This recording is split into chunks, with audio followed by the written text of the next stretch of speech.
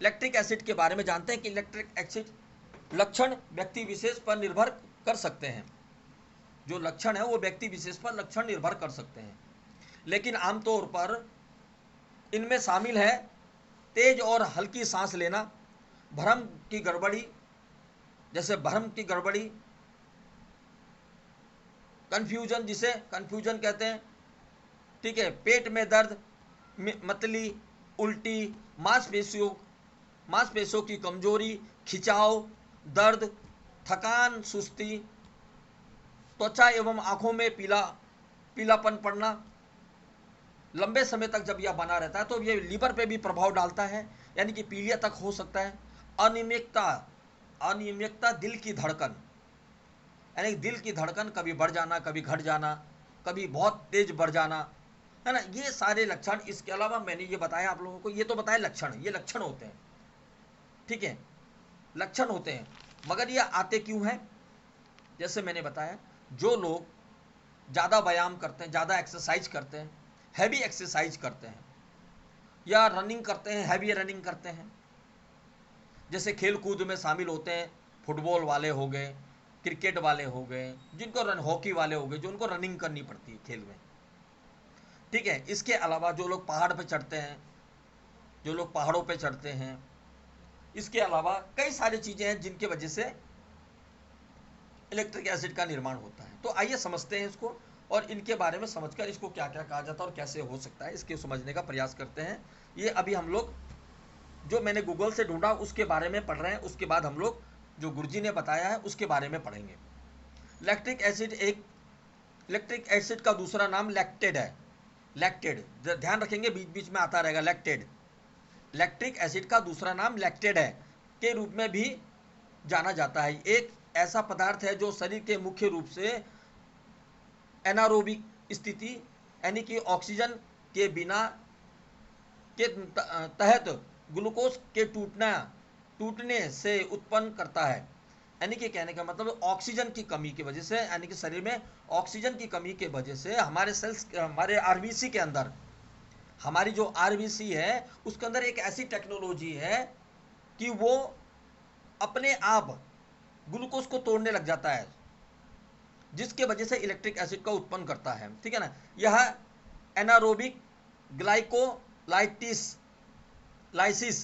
एक ऐसी प्रक्रिया है जिसमें ग्लूकोज ऑक्सीजन की अनुपस्थिति में पायरुवीट में टूट जाता है, और फिर लैक्टेड का मतलब इलेक्ट्रिक एसिड, लैक्टेड कहीं भी आएगा तो समझ लेना कि इलेक्ट्रिक एसिड के बारे में बोल रहा हूं मैं। लैक्टेड में परिवर्तन हो जाता है, यानी कि इलेक्ट्रिक एसिड में परिवर्तन हो जाता है, जिससे ऊर्जा एटीपी उत्पन्न होता है। यानी कि जब ऊर्जा बनना होता है तो ऊर्जा का निर्माण करने के लिए एटीपी का निर्माण होता है। ऊर्जा बनने का एक नाम जो है उसका एटीपी है, उत्पन्न होता है। यह प्रक्रिया मुख्य रूप से उन कोशिकाओं में होता है जो माइट्रोकांड्रिया की कमी के कारण या ऑक्सीजन की कमी के कारण पर्याप्त ऊर्जा उत्पन्न नहीं कर पाती, ठीक है। माइट्रोकांड्रिया, आरबीसी में माइट्रोकांड्रिया जैसा जितने भी सेल्स होते हैं उसके अंदर माइट्रोकांड्रिया पाया जाता है। माइट्रोकांड्रिया का काम है ऊर्जा का निर्माण करना, ठीक है। तो जिनके अंदर ये माइट्रोकांड्रिया की कमी के कारण, ऑक्सीजन की कमी के कारण पर्याप्त ऊर्जा उत्पन्न नहीं कर पाती है।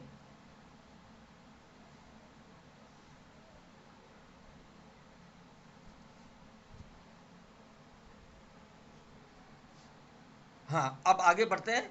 अवाविया ग्लाइकोलाइसिस को हिंदी में समझते हैं। अवासिया इसका मतलब है ऑक्सीजन के बिना।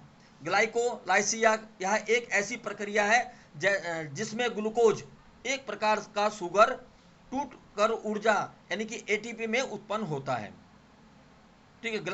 ग्लाइकोलाइसिस जब भी शब्द आएगा तो इसका मतलब ये समझना है हमें कि एक प्रकार का ग्लूकोज है, जो एक प्रकार का शुगर है जो टूट कर ऊर्जा में बनता है, ऊर्जा में परिवर्तन होता है और वो एटीपी उत्पन्न करता है। आवासीय ग्लूकोलाइसिया एरिबोग्लाइकोलाइसिस, जब यह प्रक्रिया ऑक्सीजन की अनुपस्थिति में होता है तो इसे आवासीय ग्लाइकोलाइसिया कहा जाता है। यानी कि जब ये, जैसे मैंने बताया, आरबीसी के अंदर होता है, ये इस बात को भी समझ लेना। अभी उल्लेख नहीं आया आरबीसी का, मगर आरबीसी का उल्लेख आएगा भी। ये जो प्रक्रिया की बात हो रही है, एटीपी बनने की बात हो रही है, ये बात हो रही है आरबीसी के अंदर। ठीक है, आरबीसी के अंदर माइक्रोकांड्रिया नहीं पाया जाता, जिसके वजह से सेल्स के अंदर यह प्रक्रिया होती है, जिसके वजह से इलेक्ट्रिक एसिड का निर्माण होता है। और कारण क्या होता है, ऊर्जा बनाने के चक्कर में क्या होता है, एटीपी का उत्पन्न करता है। एटीपी ऊर्जा बनाने में एटीपी का उत्पादन करता है, जिसके कारण से यह होता है। क्योंकि ऑक्सीजन कमी होने से, ऑक्सीजन की कमी जब शरीर के अंदर हो जाती है, तब यह प्रक्रिया शुरू होती है। जब ऑक्सीजन की कमी हो जाती है शरीर के अंदर, है ना, जब शरीर में ऑक्सीजन की कमी होती है, तो आरबीसी खुद को जीवित रखने के लिए यह प्रक्रिया करता है। मुख्य बिंदु ऑक्सीजन की अनुपस्थिति में होता है। ग्लूकोज पायरुवेट में टूट जाता है, फिर लैक्टिक में परिवर्तित अनॉक्सी अपघटन, अनॉक्सी अपघटन एमोरोबिया ग्लाइकोलाइसिस कहलाता है। छोटे किंतु संग व्यायाम के समय में, यानी कि जैसे मैंने बताया, ज़्यादा व्यायाम करने के समय में ऊर्जा उत्पन्न करने के लिए ऑक्सिन ग्लाइको अपघटन ही एकमात्र विधि है, जिसके द्वारा 10 सेकंड के लिए 2 मिनट तक ऊर्जा मिल सकती है। 10 सेकंड से लेकर 2 मिनट तक के लिए ऊर्जा मिल सकती है ना। तो शरीर को जिंदा रखने के लिए, आरबीसी को जिंदा रखने के लिए, जैसे हम लोग जानते हैं, आरबीसी हमारे शरीर के अंदर एक महत्वपूर्ण है, और सबसे ज़्यादा आरबीसी पाया जाता है हमारे शरीर में, 5.5 लीटर। और पूरे बॉडी के अंदर आरबीसी का साम्राज्य है, यानी कि रक्त का साम्राज्य है। और आरबीसी का काम है शरीर में ग्लूकोज को ले जाना, ऑक्सीजन को ले जाना, और इसके अलावा कार्बन डाइऑक्साइड को लाके लंग्स को दे देना, और लंग्स द्वारा कार्बन डाइऑक्साइड को बाहर ले आना, फिर लंग्स द्वारा ऑक्सीजन को प्राप्त करके हर सेल्स तक पहुंचाने की जिम्मेदारी उसकी होती है। उसी क्रिया में जब ऑक्सीजन की कमी हो जाती है, और आरबीसी के अंदर यह प्रक्रिया ना होने के कारण से माइक्रोकांड्रिया जो ग्लूकोज को बनाने का काम करता है, ऊर्जा को उत्पन्न करने का काम करता है, जब यह प्रक्रिया नहीं हो पाती है सही ढंग से, तो इमरजेंसी में 10 सेकंड से लेकर 2 सेकंड तक के लिए ऊर्जा बनाने का काम हमारा यह प्रक्रिया करती है। तब उस दौरान एटीपी के द्वारा इस प्रक्रिया को बनाया जाता है, जिससे इलेक्ट्रिक एसिड का निर्माण होना शुरू हो जाता है। उन कोशिकाओं में होता है जो पर्याप्त ऊर्जा उत्पन्न नहीं कर पाती हैं, जो लाल रक्त कोशिकाएं और तेजी से काम करने वाली मांसपेशियां, हाथों और पैरों की मांसपेशियां दैनिक गतिविधियां और श्वेत कुछ में तेजी से काम करने के लिए जिम्मेदार होती है।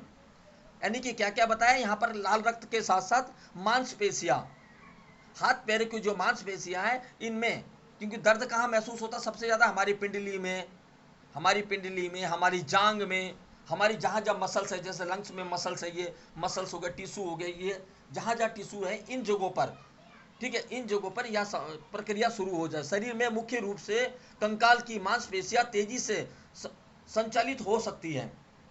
वह विस्फोटक गतिविधियों जैसे दौड़ना, कूदना और वजन उठाना में महत्वपूर्ण भूमिका निभाती है। यानी कि तुरंत क्विक काम करने की प्रक्रिया, तुरंत जैसे न्यूरोट्रांसमीटर 1 सेकंड से पहले काम करती है, तो उसी तरह से मांसपेशियों को काम करने के लिए न्यूरोट्रांसमीटर द्वारा उत्तेजित करती है।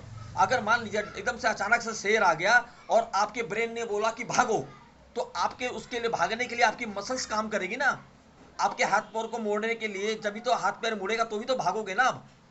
तो ये जो तुरंत क्विक काम करने की प्रक्रिया जो है, ये कौन सी करती है, जो हड्डियों को रोकने वाली जो टिश्यू, जो मसल्स होती है हमारी, ये करती है, जो बोन मैरो को रोकने के लिए।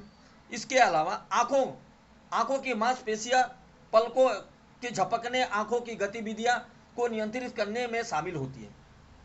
जो हमारे पलकें हैं, ये अपने आप कितनी तेजी से काम करती है, थोड़ी सी भी अगर हाथ आंख के पास चले जाता, अपने आप पलक बंद हो जाती है, आपको खुद पता नहीं होता कब बंद हो गया और बंद हो जाती है। एवं एकदम से आप पहचानने के लिए आंखें घुमाते हो एकदम से तेजी से। तो ये प्रक्रिया, ठीक है, नियंत्रण करने में शामिल है। मांसपेशियों को अचानक से विस्फोटक गतिविधियों में शामिल होते हैं, जैसे दौड़ते समय पैर की मांसपेशियां, कूदते समय बाह की मांसपेशियां। हालांकि यह ध्यान रखना महत्वपूर्ण है कि सभी मांसपेशियां एक ही तरह से काम नहीं करती हैं। कुछ मांसपेशियां स्लो यानी कि स्लो काम करती हैं। ये टाइप 1 होती हैं जो धीमे धीमे संकुचन और लंबे अवधि के लिए काम करने के लिए अनुकूल होती है। यानी कि कुछ मांसपेशियां ऐसी भी होती हैं जो बहुत स्लो काम करती हैं और बहुत लंबे समय तक काम करती हैं।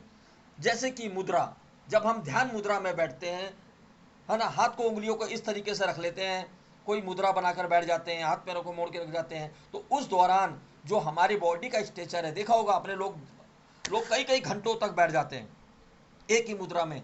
चार चार, पहले पहले तो हजारों हजारों वर्षों तक तपस्या करते थे लोग। लोग तपस्या करते थे, एक पैरों पे खड़े होकर, अंगूठे पे खड़ा होकर, हाथ को ऊपर रखकर, है ना, कई चीजों करके तपस्या करते थे, तब भगवान को प्रसन्न करते थे। जो लोग ध्यान लगाते हैं वो लोग कई कई घंटे तक, कई कई दिनों तक लगातार ध्यान लगाते हैं। तो ये लंबे समय तक जो मांसपेशियां, कुछ मांसपेशियां ऐसी भी होती हैं जो मुद्राओं को बनाए रखने में, नियंत्रण रखने में काम करती है। कुछ मांसपेशियां होती हैं जो हमारे हड्डियों के कंकाल में बनाए रखती है। कंकाल की मांसपेशियां अब आपके कुल शरीर के द्रव्यमान 30% से 40% हिस्सा बनाती है। ये मांसपेशियां हैं जो आपके हड्डियों से जुड़ती है और आपके कई प्रकार की गतिविधियों और कार्य करने की सहयोगी है।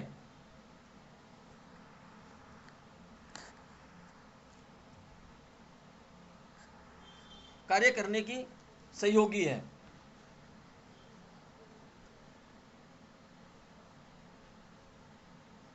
कंकाल की मांसपेशियां आपके मस्कुलर स्केलेटन सिस्टम का हिस्सा होती है। ये आपकी हड्डियां, डेंटल और लिगामेंट के साथ मिलकर आपका वजन संभालती है। चिकनी मांसपेशियां मूत्राशय, अमाशय और आंतों जैसे अंगों में अंदरूनी भाग में निर्माणित रहती है। जैसे जानते हैं हम लोग, जैसे हमारी जो खून बहती है जिस नलियों में, वो अंदर का हिस्सा चिकना रहता है। जो हमारी आंत है, आंत के अंदर का हिस्सा चिकना रहता है। हड्डियों के बहुत सारी हड्डियां हैं, है ना, जो चिकनापन रहता है। जैसे खाने के उसमें, बाथरूम, जो हमारी बाथरूम की जो यूरिनरी ब्लडर है, ब्लडर के अंदर का जो भाग है वो भी चिकना चिकना रहता है, यानी स्मूथ मसल्स रहते हैं। अनैच्छिक कार्य को महत्वपूर्ण भूमिका निभाते हैं। अनैच्छिक मतलब अपनी इच्छा से कार्य करने के लिए महत्वपूर्ण भूमिका निभाते हैं। ठीक है, जो अपने आप काम करने के लिए महत्वपूर्ण भूमिका को निभाते हैं। टाइप 1 फाइबर, जैसे सोलो टाइप फाइबर भी कहा जाता है। टाइप 1 जो फाइबर है उसे सोलो टाइप फाइबर भी कहा जाता है। यह व्यास छोटा होता है, अधिक रक्त वाहिकाओं और मायोग्लोबिन होते हैं और धीमे लेकिन लंबे समय तक संकुचन के लिए बेहद अनुकूल होते हैं। जैसे हमारी बड़ी आंत की, जैसे हमारे बड़े आंत है, बड़े आंत के संकुचन का टाइम लगता है। आधा घंटे में एक बार मूवमेंट करता है और आधा घंटे में धीरे धीरे धीरे धीरे फैलता है। छोटी आंत की मूवमेंट एक थोड़ी सी अलग है ना? Incoming voice call from Jagdalpur Guddu Subir Sah दादा। Incoming voice call from Jagdalpur Guddu Subir Sah दादा। Incoming voice call from Jagdalpur Guddu Subir Sah दादा। Incoming voice call from Jagdalpur Guddu Subir Sah दादा।